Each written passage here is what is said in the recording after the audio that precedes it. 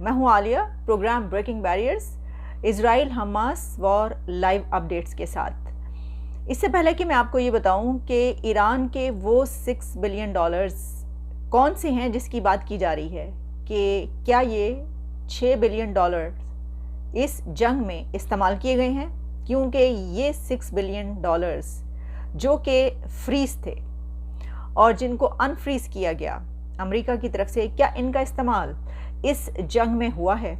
लेकिन उससे पहले सवाल ये किया जा रहा है कि पाकिस्तान से अभी तक क्या गज़ा की तरफ कोई जंग लड़ने के लिए दौड़ा भागा गया है या नहीं गया। इसकी वजह यह है कि आप जानते हैं कि पाकिस्तानी तो इस बारे में बहुत जज्बाती हैं और हमेशा से एक बात की जाती है कि हम जो हैं ऐसी किसी भी जगह पर जाकर सबसे पहले अपना झंडा लहराएंगे और हम हरावल दस्ते में होंगे।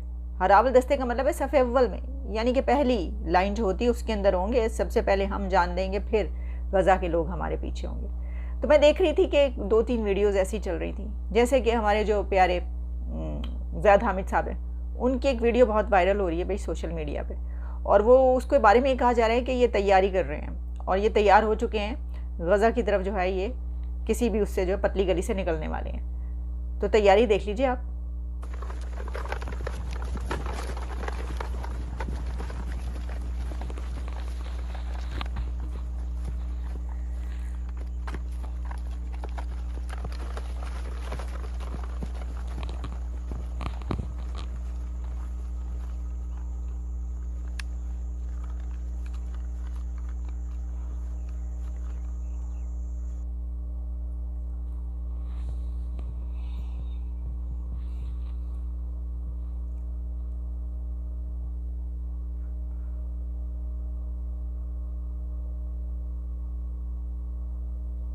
अब देखिए जनाब, इस वीडियो में हमारा कोई हाथ नहीं है। ये वीडियो हमें व्हाट्सएप ग्रुप्स के थ्रू मिल रही है, जिसमें कहा जा रहा है कि भाई साहब जो हैं वो तैयार हो चुके हैं और बस गज़ा की तरफ निकलने ही वाले हैं। मेरा तो ये ख्याल था कि जितने भी मुल्ला उलमा, ये सब मौलवी हजरात, ये तो अपने कमर बस्ता हो चुके होंगे, अपने अपने इन्होंने बोरिया बिस्तर समेट कर जो है वो कमर पे धर लिए होंगे और ये रवाना हो चुके होंगे, लेकिन अभी तक कोई ऐसी खबर नहीं आई। बल्कि ये कहा जा रहा है, बचपन में सुनते थे कि अगर पाकिस्तान ने एक बटन दबा दिया तो इजराइल नज़र भी नहीं आएगा। अब पता चला वो टीवी का बटन था। सर टीवी पे कहीं नज़र नहीं आ रहा, कोई बातचीत ही नहीं हो रही। बातचीत हो रही है कि अदालतों में इस वक्त क्या हो रहा है और खान साहब को जो है वो दीवार तोड़ के उनके लिए जगह बनाने की बात की जा रही है जहाँ पे वो वॉक कर सकें, और इस तरह की बहुत सारी बातें चल रही हैं। लेकिन ना तो कोई गज़ा की बात कर रहा है, ना कोई इसराइल की बात कर रहा है। तो हम तो बात कर रहे हैं, आपको बताते रहेंगे। लेकिन हाँ, एक और बात चल रही है और वो ये है कि वो कह रहे हैं कि एक और पाकिस्तान ने नया मिसाइल बनाया है, जो कि वो मिसाइल जो है वो दागा जाएगा किसकी तरफ, आप जानते हैं, इसराइल की तरफ। आप देख लीजिए, इसका नाम रखा गया है हलवीन मिसाइल। मुझे नहीं पता हलवीन क्यों रखा गया, लेकिन ये तो मौलाना फजलुर रहमान साहब है। देखिए, ये इस तरह की चीज़ें जो है ना, ये बड़ी ही बुरी बात होती है। मैं तो बहुत ज़्यादा इसके ऊपर नाराज़ होती हूँ जब गलत बात है। देखिए, इज़्ज़त करनी चाहिए, आपको एहतराम करना चाहिए। मौलाना साहब जो हैं वो ऐसे ही कोई नहीं, हलवा वलवे की तो चलें, कोई बात नहीं, हलवा खा के वैसे ही सब मिसाइल बन जाते हैं, लेकिन कोई बात नहीं। अच्छा देखिए, ये जो बात हो रही है ना ज़ैद हामिद साहब की, तो वो क्या कहेंगे? वो कहेंगे कि देखो, वैसे मैं तो कहती हूँ कि देखिए, वो इस उम्र में भी अब उनका जज्बा, ताकत और देखे तो सही कितनी जो है वो तनदही के साथ कितने एक्टिव है। खैर, वो कहेंगे इस उम्र में क्या मतलब है तुम्हारा, इस उम्र में, यानी कि अच्छे खासे जवान बंदे हैं वो, देखा नहीं आपने।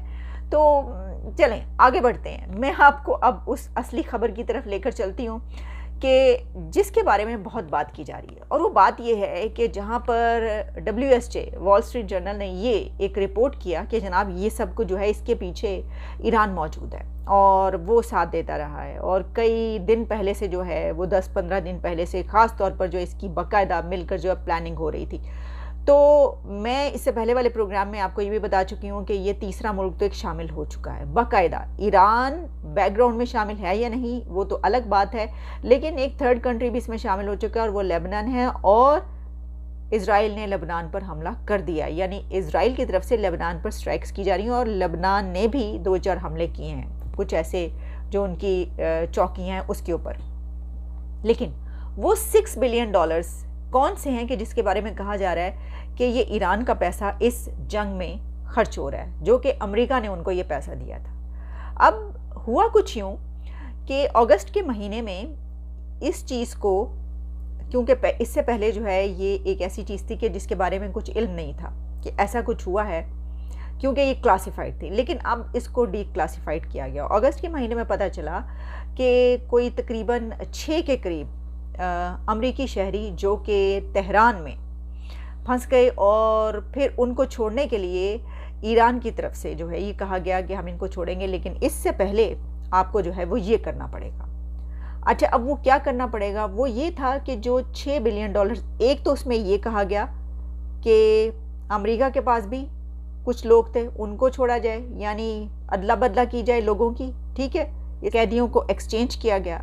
लेकिन इसी के साथ वो $6 बिलियन जो कि ईरान के तेल के साउथ कोरिया के पास थे, उनको भी अनफ्रीज किया गया। अब ये $6 बिलियन कैसे वहाँ पर पहुँचे? तो जब डोनाल्ड ट्रंप प्रेसिडेंट थे उस वक्त उन्होंने ईरान पर सैंक्शंस लगाई, और क्योंकि ईरान से तेल जो है वो बड़ी तादाद में जाता है, तो उस वक्त तक जो ऑयल पहुंच चुका था उसके रेवेन्यू जो था ईरान का वो कोई $6 बिलियन थे, जो कि साउथ कोरिया के पास थे उसके बैंक में। तो ये कहा गया कि ठीक है, हमारे लोगों को जो है वो छोड़ा जाए, और वो जो $6 बिलियन हैं वो भी हम देखते हैं आपका कर देते हैं। अच्छा, अब बात ही की जा रही है कि वो जो $6 बिलियन हैं उनको जब अनफ्रीज किया गया, तो वो पैसा जो है वो ईरान ने हमास को दिया ये जंग लड़ने के लिए, या उसको फंड किया। इसके ऊपर जो अमेरिका का एक स्टैंड है वो ये है, जो कि सेक्रेटरी ब्लिंकन ने मेरा ख्याल है इसके बारे में कहा भी है, कि वो जो पैसा है वो अनफ्रीज तो किया गया है, लेकिन अभी तक वो ईरान को मिल नहीं सका। वो दोहा कतर के बैंक में है या कहीं पर है, लेकिन वो डिस्पर्स नहीं किया गया, इसलिए ये एक पॉसिबिलिटी हो ही नहीं सकती। इसको ऑप्शन आउट कर दें कि वो पैसा जो है वो इस जंग में इस्तेमाल हुआ है। इसकी वजह ये है कि वो जो $6 बिलियन हैं वो ईरान तक पहुँचे नहीं, अभी तक उनको नहीं मिल सके, ये बात की गई है। लेकिन ये अपनी जगह पर कि ये जो एक डील हुई दोनों मुल्कों के कैदियों के बीच, उसमें ये भी एक एग्रीमेंट हुआ कि हाँ, हम ये $6 बिलियन भी दे देंगे, ऐसा हुआ है सब। लेकिन ये बात की जा रही है कि वो उनको अभी तक नहीं मिला, तो वो इस्तेमाल नहीं कर सकते इस जंग में ये पैसा। भाई, वो ये वाला पैसा इस जंग में नहीं इस्तेमाल कर सकते, लेकिन ये तो सभी जानते हैं, सबको पता है कि जो फंड किया जाता है हमास को, उसमें कतर मौजूद है, उसमें लेबनान मौजूद है, उसमें टर्की मौजूद है, उसमें जो है ये ईरान है। अब जो एक लॉन्ग टर्म इनकी एसोसिएशन है इन कंट्रीज़ की आपस में, और फ़लस्तीन के ऊपर जो इनका स्टैंड है, जो मौक़िफ़ है, वो अपनी जगह पर है। उसमें किसने क्या किया वो तो बातें निकल रही हैं, लेकिन अभी तक इसके बारे में जो है कोई स्टैंप नहीं इसके ऊपर लगी कि ईरान ने जो है ऐसा कुछ किया। देखें, अगर आप एविडेंस की बात करते हैं, आप प्रूफ की बात करते हैं, तो एविडेंस और प्रूफ जो है वो तो जाहिर है कि ऐसे सिलसिले में कुछ मिलता नहीं, कभी मिल भी जाता है, कोई ऐसी चीज़ निकल आती है, निकलेगी तो ज़रूर वो भी सामने आ जाएगी, हम आपके सामने रखेंगे। लेकिन ये चीज़ मैंने आपको बता दी कि $6 बिलियन की कहानी ये है। बड़ी एक आपको कहना चाहिए कि ये एक अजीब सी बात है जो कि सामने आई है, जो इससे पहले नहीं आई थी, लेकिन उससे पहले आ नहीं सकती थी, अब आई है, और ऐसे वक्त में आई है अब सामने कि जिस वक्त जो है ये जंग शुरू हो चुकी है। तो अगर ये $6 बिलियन आप निकाल भी दें, तो इस जंग पर पैसा तो लगा है, पैसे के बगैर तो ये जंग हो नहीं सकती। ये जो पूरा प्लान किया गया, सब किया गया, यकीनी बात है कि इसके ऊपर पैसा लगे। लेकिन एक इंतहाई अफसोस की बात यह है कि जो हमास है, यानी हमास के होते हुए फ़लस्तीन को किसी दुश्मन की ज़रूरत नहीं है, मैं ये समझती हूँ। हमास से बड़ा दुश्मन फ़लस्तीन का कोई नहीं हो सकता।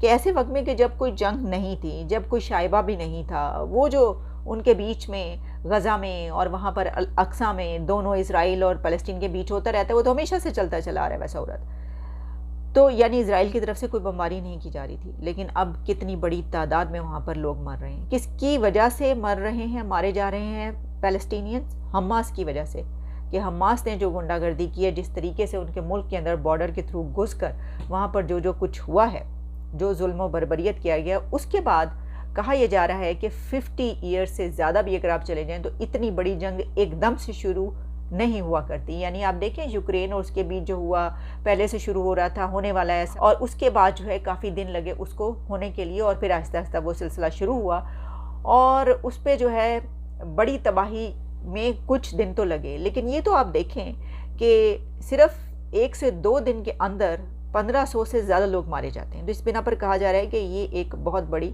जंग, जिसका आगाज़ जो है वो इस तरीके से हुआ है कि बड़ी तादाद में लोग मारे गए।